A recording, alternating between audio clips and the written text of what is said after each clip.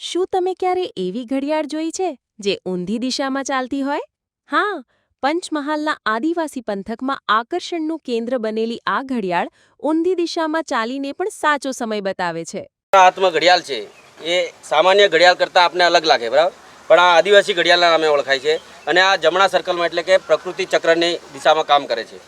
આદિવાસીઓ તમામ એમનું કામ જમણા સર્કલમાં કરે છે.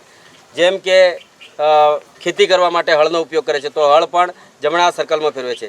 એ રીતે ડામણ જોડવામાં આવે તો બી જમણા સર્કલમાં, ઘટી ફેરવવામાં આવે તો બી જમણા સર્કલમાં. આદિવાસીઓ પોતે પોતાના સમાજમાં જે રીત રિવાજ મુજબ લગ્ન કરે છે તો ત્યાં જમણા સર્કલની અંદર વર અને કન્યાના ફેરા પણ ફરવામાં આવે છે. એ અમારા બાપ દાદા પૂર્વજોની એવી માન્યતા અને એમના રિવાજ પ્રમાણે એમ કે છે કે આ ધરતી પણ પોતાના જમણા ચક્રની અંદર ચક્ર લગાવે છે. એ રીતે તમામ વેલા પણ જમણા સર્કલમાં ચડે છે. તમામ ઝાડની જે શાખાઓ છે, ડાળીઓ, એ પણ જમણા ફેરે ફૂટે છે.